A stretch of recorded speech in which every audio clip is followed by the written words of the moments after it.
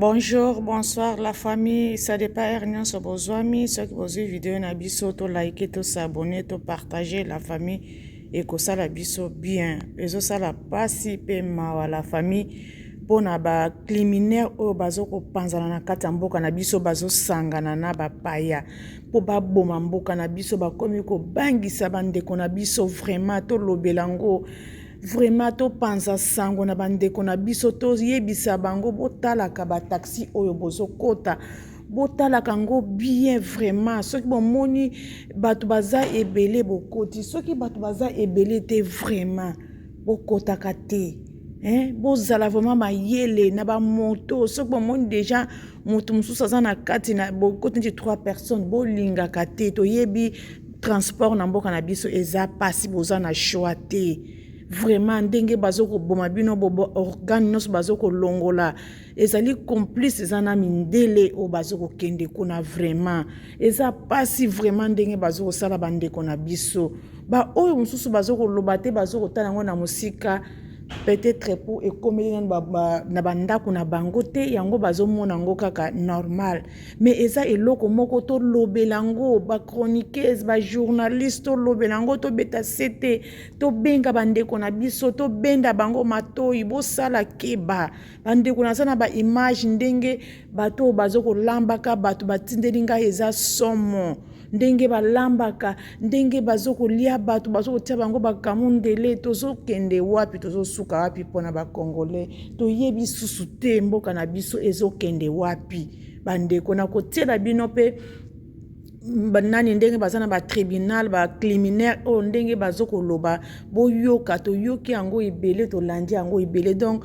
il faut to lobela yango to beta sete bandeko mboka na biso to yebite sa mabele sa mboka to kozala nulle part to kozala na place ko kende te ata biso to zana Europe wa soki ba mindele ba décider bozonga na mboka na bino biso to kozanga place ko kende bandeko to telema pona mboka na biso bakonzi na biso baza complice na kati ya oyo nyonso ezoko leka bazoko tanga bakonzi kuna baza na kati vraiment boye pona nini peuple akozanga mutu soki batangi kokoma mokonzi peuple akobana koboya kuna soki na kei kuna eza susu pire bakoboma biso susu sikoyo tokosukela wapi ba policier bat bakengelaka mboka bakonzi bakengelaka mboka bango bakomi complice baboma bato balongola ba organe na nzoto po bazwa mbongo ngo bozo na kati ba ime bato bakomi ba trafic na bino po bozwa mbongo na nzoto ya bato vraiment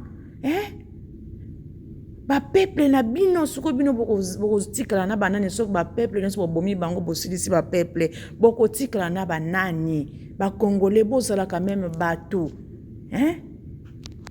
na kotela bino yango boyoka kaka ndenge bazoko loba nyonso wana biso nyonso tozolanda ngo donc tolanda ndenge bazoko sambisa bango ndenge bazoko loba moto na moto la famille bolanda nazoko chango awa po boyoka ndenge ba criminel bazotuna bango mituna moko so bomoni ke na kati na kati na ngai kaka pe mais pona mboka na biso to sambela kaka pona mboka na biso aka biso na biso ba congolais tozali ba complice na oyo nyonso ezokoleka toyebi te ke motema mabe tozomisala kaka na biso pona nini mbongo yango tokozwa tokosalela yango nini mbongo yango toza na posa mbongo wi me na bandeko na biso na biloko nzoto ya bandeko na biso bozoko boma mutu ya kotala mutu azoko lela azoko tala ti bokati ye babimisi biloko nzambe na ngai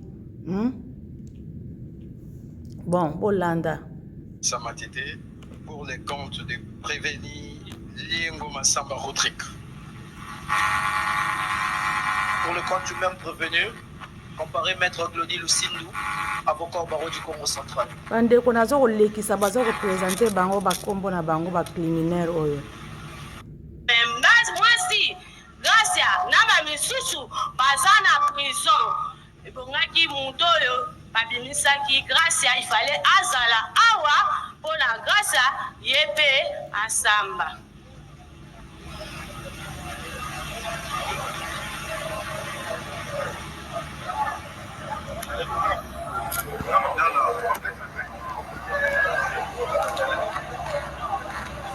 Juma et Sili. Mais, Monsieur le Président, nous pouvons la compléter. Oh oui. Oui, allez-y, alors, dans les compléments de fait votre honneur, Gracia et la copine de Juma, son fils, pour raison de précision. La dite Gracia est en prison. Elle a été arrêtée au même moment que les deux prévenus qui comparaissent. Chose grave, ils ont recouvert leur liberté. Alors que le décès de la victime ne remonte qu'au mois de mai 2023. Moins d'un mois. Mais la dite Grâce est encore en prison. La copine qui était celle de Juma et les complices déjà libérés. C'est à travers la télévision que la dame découvrira que les assassins de son fils sont à liberté et on les a à nouveau appréhendés. Voilà en quelques mots où nous nous remettons. Nous avons voulu préciser et compléter devant le tribunal. Maman, Joa micro. Nani ayebisaki yo que ezali Isaac na Gracia nde babomaki Juma. Batu ya quartier côté babomaki ye na Bumbu. Naye na Gracia. Alobi Justin. Bino nde bosalinga boye. Nayo Gracia bobomi ngai omwe bokele koboma ngai na parking place oyo ngai nasalaka po bandeko na ngai baya komona ngai bazwa ngai. Nde eloko Juma alobaki nde bato ya quartier ya Bumbu ayokaki wana. Tangu toke kozwa corps na la police ya Bumbu nde ba mama wana ba expliquer biso ndenge zapi atangi ba kombo na bango ava akufa. Est-ce que tangu Gracia na Isaac bakotaki boloko ezalaki yo moto okendaki koporte plainte? Ezali tangu toka bakangi Gracia bakei na ye bakimisaki ye liboso na komini. Ta bakimise na komini nde sikoyo makila kaka ya Juma ebendi Gracia ye moko azongi tina komini. Nde biso nde tokendaki ko leki na nga mwasi Valérie nde akendaki koplainte place na parquet toza na pela mikanda parquet ezali awa na numéro dossier nyonso naza nango awa. Oui, maître. Certainement, nous avons voulu compléter, c'est sa petite sœur à cette époque. Elle est revenue que pendant le deuil. Sa petite sœur Valérie qui est là, que nous avons assisté devant le parquet, celle qui a porté plainte devant le parquet, et cette initiative qui a concouru à l'arrestation de prévenus qui comparaissent aujourd'hui. Elle est là, Valérie. La sœur, donc la tante maternelle à Juma, la victime. Donc, pour vous, les auteurs de ce crime, c'est M. Isaac et qui encore? Justin. Justin. Donc, c'est la dame. Justin, c'est celui-là. Monsieur Isaac, prévenu Isaac, tellement. Oui, monsieur le procureur.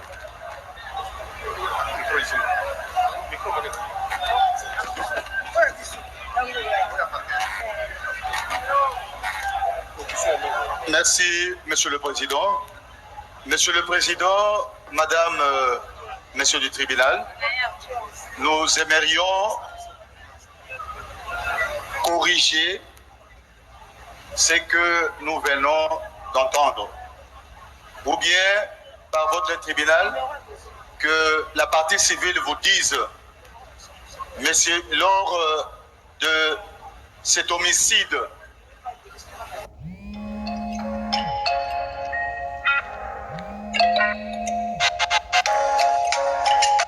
il soutient que le prévenu avait été arrêté, puis relâché. Est-ce qu'il peut dire à votre tribunal où le prévenu avait été arrêté et relâché? Mutuna ya procureur ezali boyebisa na tribunal po bino bouti koloba awa que Isaac bakangaki ye pe batiki ye. Nani akangaki ye pe nani atikaki ye? Je peux laisser là, si vous permettez votre honneur. Non, c'est elle qui répond et vous, comme conseil, vous venez en appui. Je voulais juste préciser la tante qui avait déposé plainte, celle qui a comparé devant le parquet d'Apocto, le président 5. Maître, suivez la logique du tribunal. Maman Liolo répond, elle peut être complétée par d'autres personnes. Oui, maman. Papa nga lobi boye. Bakangaki nde Gracia. Tango bakangi Gracia na komini nde ba libérer Gracia. Commune nini? Ya Barumbu. Tango bakangi Gracia babi ay mutu oyo ya konjiri batu ti place babomi mutu. Pe bengi ke babengi ngai aza na Bumbu. Akonjiri batu ti tokomi bakomi na Bumbu. Tango bakangi Gracia babi oh Gracia za problème te ya ebe Habité ya yebi loko bakei ba libérer Gracia muto akene ko libérer Gracia makangu ya na ye Orceline ya libérer Gracia habité we boko libérer Gracia après ça dès le deuxième jour de Gracia ye moko abimi aeti na commune tango aye na commune de ko kanga bakangi ye toke na ye bakene ti na parquet nde tozaki ne na dossier na parquet après nde toye tokomi na parquet tosambi esili. Après c'est là Isaac basi bakimaki ayoki ke banani babomi mutu bakimi bake kokoma na niveau ya ir ta bakomi na ir ndeto na il ndeto ke yo baza na il nande basoda bazali ko patrouiller bango ti Tribunal eyoki. Monsieur le Président, il est important que ces genres de choses soient redressées. Les avocats comme auxiliaires de la justice doivent concourir à une bonne manifestation de la vérité au lieu de vouloir inciter toute une population contre les gens qui travaillent pour une bonne administration de la justice. Je voudrais informer à votre tribunal, porter à la connaissance du tribunal, qu'un dossier est ouvert à mon office sous RMP 36123 à charge de Lusala et Ukiota et Aluma Gracia qui sont placés en détention à la prison centrale de Makala. Alors il ne faudrait pas qu'on vienne avec des hérésies pour vous raconter n'importe quoi. Donc je crois qu'en toute sérénité, nous avons l'obligation de mener des investigations pour la manifestation de la vérité et pour que la partie civile ait réellement réparation. On n'est pas venu faire des spectacles ici. On est venu pour une bonne administration de la justice. Merci. Oui, maître. Votre honneur, merci beaucoup pour la parole accordée. Loin de nous l'esprit d'ouvrir un bras de fer avec le ministère public, étant donné que nous sommes de la partie civile, nous sommes greffés à son action. Dès ce qui précède du propos du ministère public, nous ne trouvons pas la contradiction entre ce que nous avons résumé. Disant qu'ils ont été arrêtés à la police, la procédure a commencé bien de la police, et de la police au parquet, et d'autres prévenus. Non, attendez, maître. Non, attendez, maître. Il n'y a pas de débat. Et à ce stade, non, attendez, maître. Il n'y a pas de débat. Le procureur a fait une observation. Il fallait simplement se limiter à ça. Point barre. On peut évoluer. Nous nous remettons à la sagesse des Oui, on peut évoluer. Parce que vous vouliez que vous puissiez venir en appui à ce que votre... C'est exactement ce que je voulais appuyer. Puisqu'ils étaient en groupe. La fille qui était le nez des liens entre Djouma, la victime, et les prévenus qui comparaissent aujourd'hui, et encore à Makala. Nous ne disons pas le contraire, mais néanmoins, c'est avant que la victime nous rende l'âme. Le corps, on l'a retrouvé à la police, et c'est le rapport fait à Bumbu. On est allé récupérer le corps avant l'enterrement, que ces résumés ont été faits. Les policiers ou les personnes qui ont discuté avec la victime avant de rendre l'âme ne connaissent ni grâce, ni fille X, ni c'est le nom qui leur a été cité. Après avoir cité, néanmoins ils vivent tous à Barumbu dans le même quartier, ils se connaissent. C'est alors que la police a pu faire son travail pour les envoyer devant le parquet. Votre honneur. Entendu. Oui, maître. Oui, merci beaucoup, Monsieur le Président, de nous avoir accordé la parole. Nous intervenions pour le compte de deux prévenus qui venaient d'être cités ici, Justin Isaac.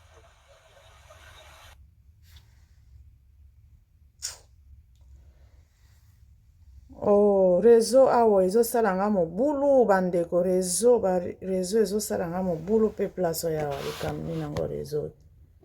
Oh, yo okoma neti na Afrique réseau eza ya koluka vraiment.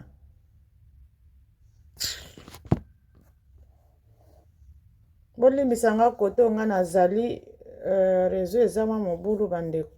Bon, de toutes les façons bandeko nakokata na nga awa biso nyonso tozoyeba oyo nyonso ezokoleka na mboka na biso moto alobi ke azali innocent ou bien azokoyeba te ozoleka na mboka na biso azali te tozokomona ngo tozokoyoka ngo ndenge bazoaleve bato ndenge bazoboma bana mike bazoboma mikolo donc eza susu eloko akokamwa te eloko eza wana tolamusa bandeko na biso bazala éveillé donc balamuka vraiment pona mboka na biso toyebi te ezokende wapi toyebi te bakonzi oyo baza impliqué na kati pourquoi peuple eza peuple na bango moko bandeko na bango me bazokosala complice na bapaya mpo babomaka bandeko na biso bazwa bambongo bazwa baorgane bazokoboma bato ya kotelema bandeko eza vraiment malamu te ata moke na oyo bakonzi na biso bazokosala moye batanga bakombo na bango eza te bazokobanga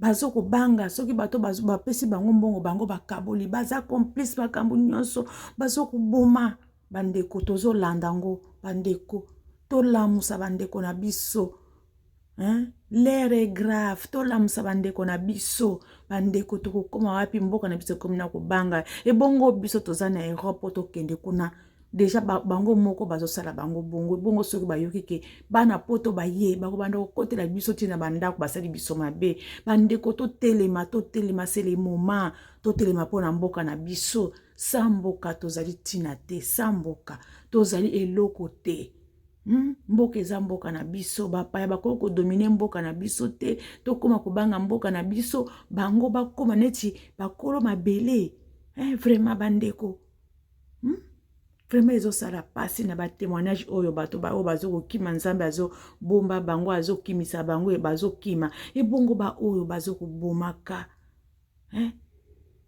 bandeko totelema mpona ekolo na biso mpona mboka na biso bakonzi oyo baza mitema mabe baza bacomplice mondele eloka liboso abatelaka peuple na ye bakonzi na biso motema mabe bazalaka nango ezalaka ya nini bandeko nakomi na suki ezopesa pe pasi na mawa bosabone bopartage boaime nayebi eza eloko ya pasi me toza na choix te bandeko totelemisaka bandeko na biso batambolaka na groupe bandeko na biso bopesa bango boyebisaka bango batambolaka na groupe merci.